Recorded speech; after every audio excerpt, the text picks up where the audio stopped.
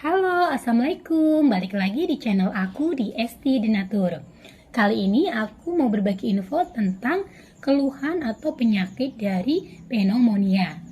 Yuk kita simak video lengkap berikut ini. Pneumonia adalah kondisi inflamasi yang terjadi saat seseorang mengalami infeksi pada kantung udara dalam paru-paru. Kantung udara yang terinfeksi tersebut akan terisi oleh cairan maupun pus atau dahak purulen. Gangguan ini dapat menyebabkan batuk berdahak atau bernanah, demam, menggigil hingga kesulitan bernafas. Infeksi yang ditimbulkan pneumonia bisa terjadi pada salah satu sisi paru-paru maupun keduanya. Penyebab utama dari gangguan inflamasi ini adalah infeksi virus, bakteri, maupun jamur. Pneumonia lebih dikenal sebagai paru-paru basah di Indonesia. Penyakit ini bukan hanya dapat menimpa orang dewasa, melainkan juga terjadi pada anak-anak, bahkan bayi yang baru lahir. Baik pneumonia, virus, dan bakteri adalah penyakit yang menular. Berarti seseorang yang mengidapnya dapat menyebarkan ke orang lain melalui menghirup tetesan udara dari bersin atau batuk. Maka dari itu, pengidap gangguan ini perlu menghindari cairan keluar dari mulutnya dengan menggunakan masker. Penyebab pneumonia. Penyebab dari pneumonia beragam, tetapi berdasarkan organisme dan tempat penyebarannya, pneumonia dibedakan menjadi dua, yaitu pneumonia komunitas yang penyebarannya terjadi di komunitas atau lingkungan umum dan pneumonia yang ditularkan di rumah sakit. Berikut beberapa kategori penyebab pneumonia. Yang pertama, pneumonia yang didapat di lingkungan umum. Organisme yang bisa menjadi penyebab pneumonia ditularkan di lingkungan umum berbeda dengan di rumah sakit. Umumnya, organisme yang mengakibatkan pneumonia yang ditularkan pada rumah sakit lebih sulit untuk diobati. Contoh organisme yang menyebabkan pneumonia yang ditularkan di tempat umum antara lain. Yang pertama, bakteri. Yang paling sering adalah Streptococcus pneumoniae. Yang kedua, organisme yang menyerupai bakteri, Mycoplasma pneumonia. Yang ketiga, jamur. Biasanya jamur akan menyerang orang dengan gangguan sistem imun. Dan yang keempat adalah virus. Nah, untuk kategori kedua adalah pneumonia yang didapatkan di rumah sakit. Beberapa orang dapat terkena gangguan pada paru-paru ini saat dirawat di rumah sakit karena penyakit lain. Penyakit ini bisa terjadi di rumah sakit yang menjadi serius karena bakteri yang menyebarkannya mungkin lebih kebal terhadap antibiotik. Selain itu, hal ini juga bisa lebih berbahaya karena orang yang mengidapnya terkena suatu penyakit. Orang yang menggunakan mesin pernapasan, ventilator, sering digunakan di unit perawatan intensif, berisiko lebih tinggi terkena pneumonia jenis ini. Yang ketiga, pneumonia yang didapat dari perawatan kesehatan.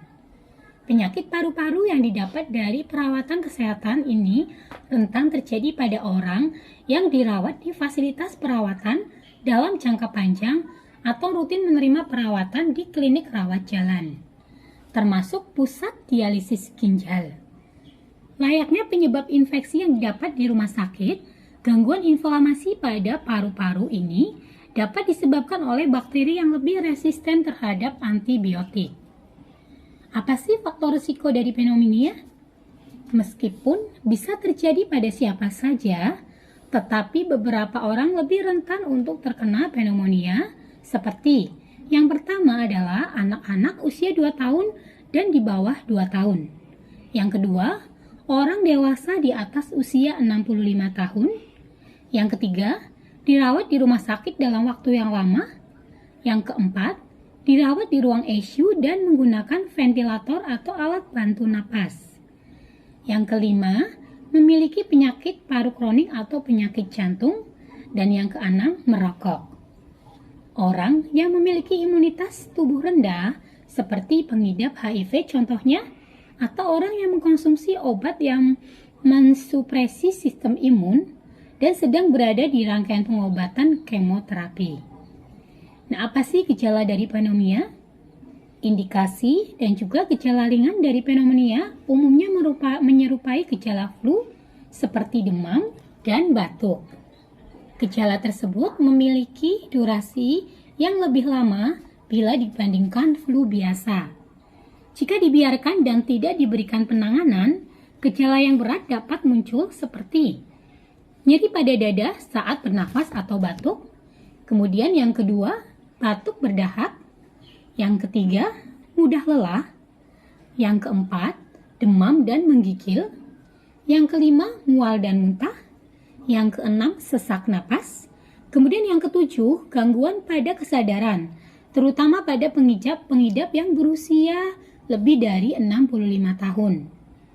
Yang kedelapan, pada pengidap yang berusia lebih dari 65 tahun dan punya gangguan sistem imun, umumnya mengalami hipotermia.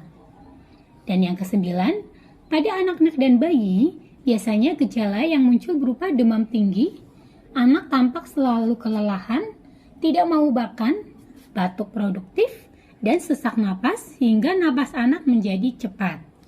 Nah, bagi yang saat ini sedang mengalami keluhan tersebut dan sedang mencari pengobatan dengan alternatif produk herbal, dari Denatur Indonesia, kami memiliki produk herbalnya. Nah, produknya apa saja? Kita perkenalkan ada dua macam produk, yaitu Detopar Denatur dan PPK Denatur. Nah, kedua produk ini terbuat dari racikan bahan herbal alami. Jadi, tidak perlu khawatir karena sangat aman insya Allah untuk dikonsumsi.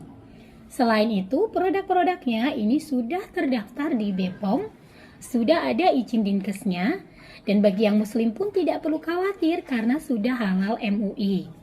Dan Denatur Indonesia ini sudah memiliki ISO 9001-2015. Bagi yang ingin mengecek untuk nomor POM TR-nya, ini tertera di setiap botolnya.